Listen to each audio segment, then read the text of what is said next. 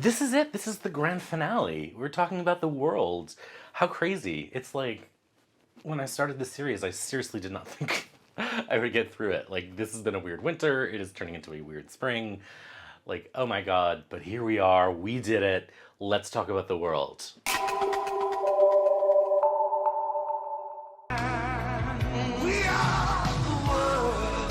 So part of me hesitated to make this video because I don't kind of have anything revolutionary to say about it. Like, it's sort of always made sense to me, and it's not the most nuanced card in a lot of ways, because it's sort of this massive idea, but I do have thoughts, of course, and I'll share them with you. But we'll also kind of recap the main points of the past, what is it, 20 videos, 21 videos in this series, and sort of what the whole point is. So, the world is a card that I kind of take to mean everything, for better or worse, literally like everything. So when this card shows up in a reading and it was talking about your to-do list, then it suggests to me that you have everything to do on your list. Like, you are nowhere near the end of the list, you've got the whole thing in front of you, you're gonna be busy as hell, you better get to work. If it's a reading about dating and you're wondering if this person that you matched with has anything in common with you, then this card means everything. They have everything in common with you, which could be a good or a bad thing. Just keep that in mind.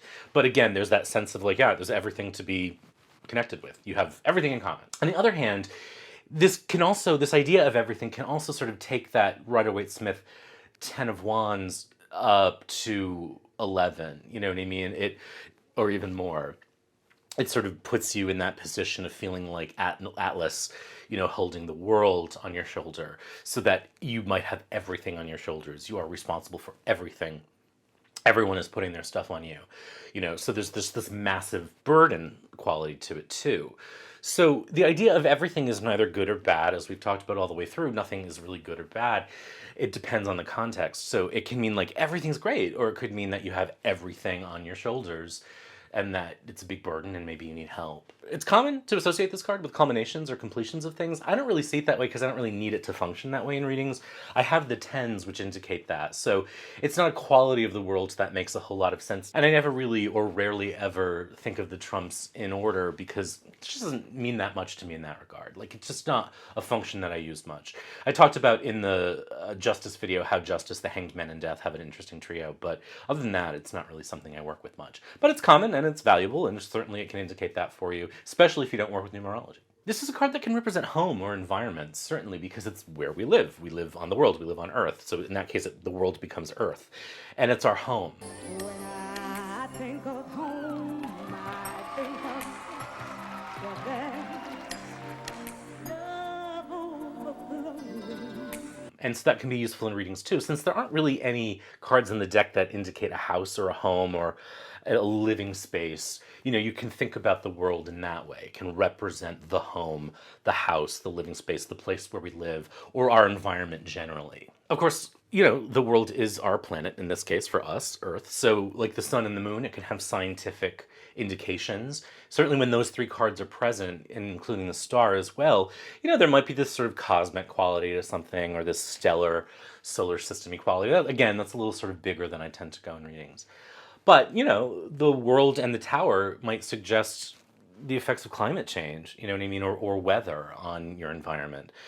The world and the Empress might suggest Mother Nature, or like maybe a more practical idea of like responsible ecological stewardship.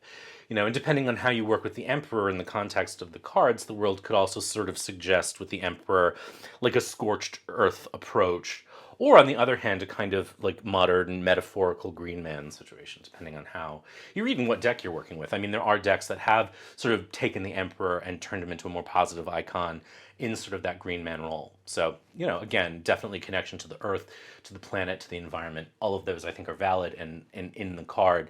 But it doesn't need to be as big as these sort of global concepts. It really can be your apartment.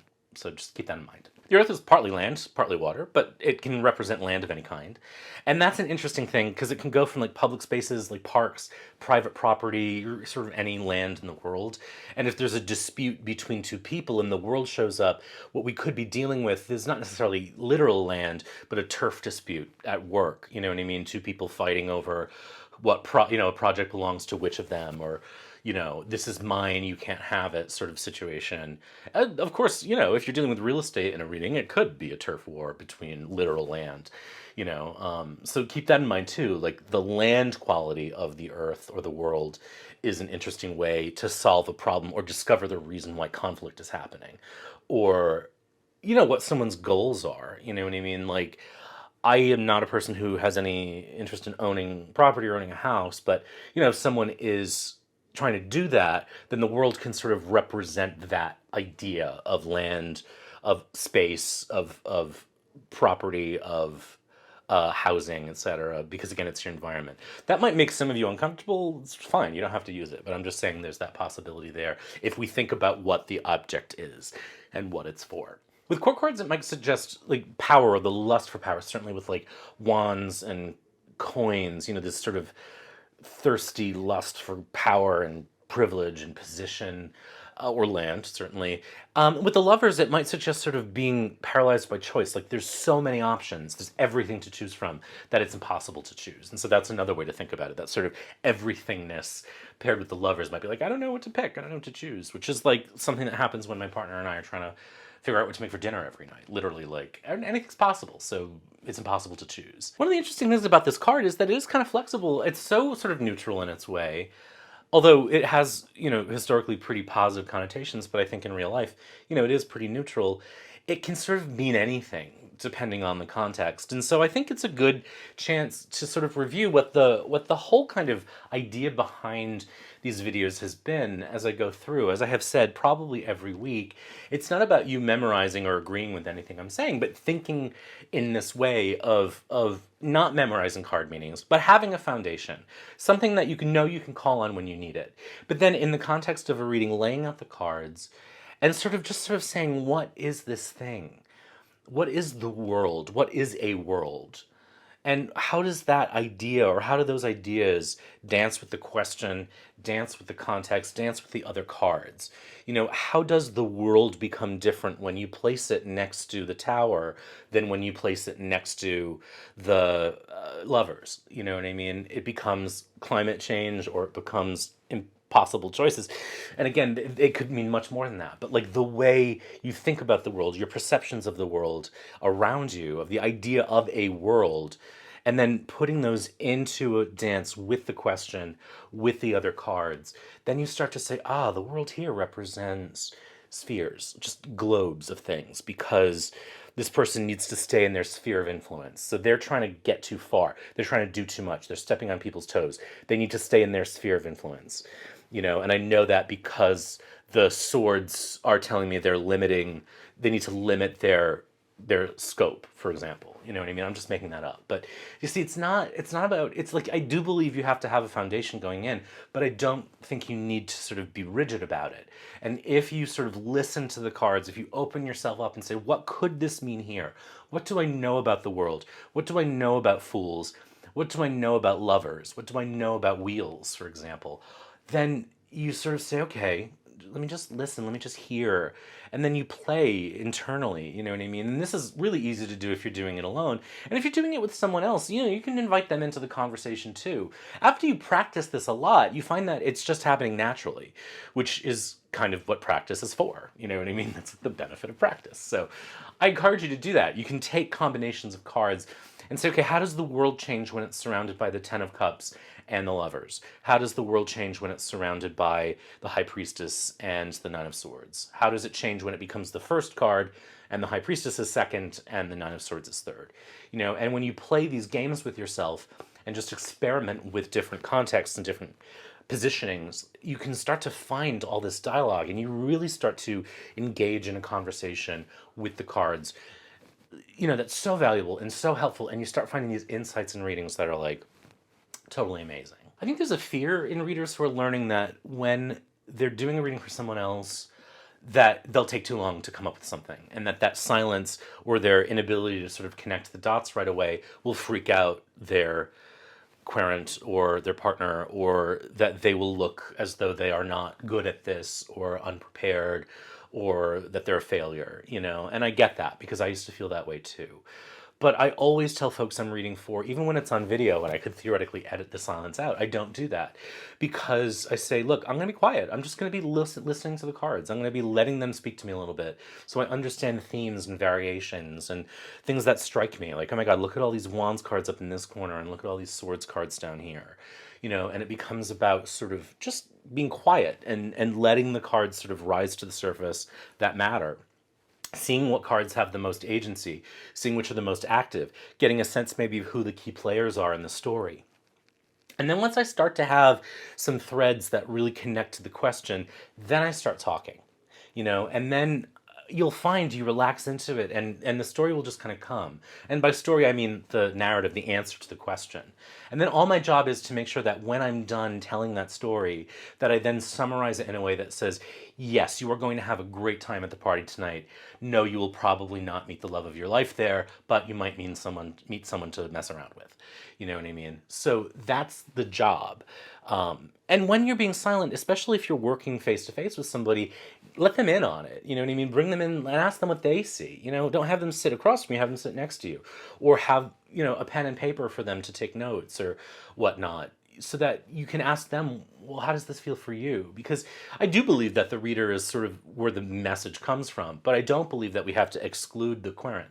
And even when I do video readings, I will say, hey, maybe I missed something, or maybe there's something in here that's clicking for you in a different way. Let me know, because we can definitely elaborate on that. So don't be afraid to sort of allow time to go by for you to listen to the cards. I mean, when I'm doing a reading and it's about conflict, and I know that there's like a sort of power grab happening in the person's company, then I know that in that case, the world probably means the territory. But when it becomes the lovers, then, and they're asking about a relationship, then the world kind of becomes like, look, you got to do everything you can if you want to meet somebody. This is going to be a full-time job. You got to get on the apps, you got to get out to the clubs, ask friends, you know what I mean, do all the things. The context really sort of guides you. It's less about territory in that case because they're looking for a relationship. Could be territorial, certainly that's possible in relationships, but just contextually it makes more sense that it be about like, get to work, you got to do all the things if you want to meet somebody because it's going to be hard. Ultimately, the whole thing, and I've said this in my classes and I say it in the book, is that it's all about experimentation. And that's what this video series is really about. As I sat down to make notes each week, I didn't know what I was going to say about the cards necessarily. There were things I discovered in making these notes each week, and there were things that are qualities on the cards that sort of always show up for me. It's weird. I don't actually see the world show up in a lot of readings. It's weird, but there are cards that I see a lot, and they have certain qualities that return and recur over and over again. But as I went through making notes, as I thought about different contexts, I also got insights that I wasn't expecting. The land turf thing in these notes was something that I came up with that just occurred to me while I was making notes for this. I hadn't ever thought of it that way before. I've never done a reading where that was the thing, but now I probably will. Now it'll probably come in because I've unlocked the card in a different way. And as I always say, this is a translation tool we use to communicate with whatever we think makes tarot work, whether that's a higher being, a power, whatever, a god, a deity, a spirit, an ancestor, just science, you know what I mean? Whatever it is, the cards are our translation tool. The more comfortable we are speaking that language, the better and more clear our answers get. And the more excited we get and the more confident we feel.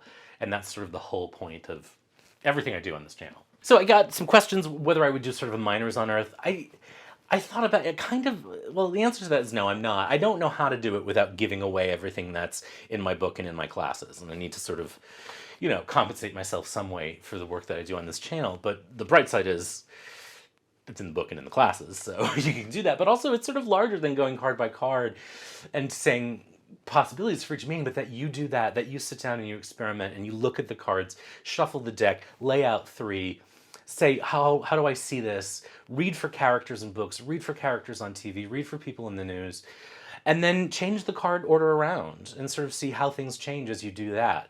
Flip a new card for one of the cards in the set, and then flip a new card for the other card. You know what I mean? Play, experiment. As I always say, tarot started as a game. There's no reason not to play with it.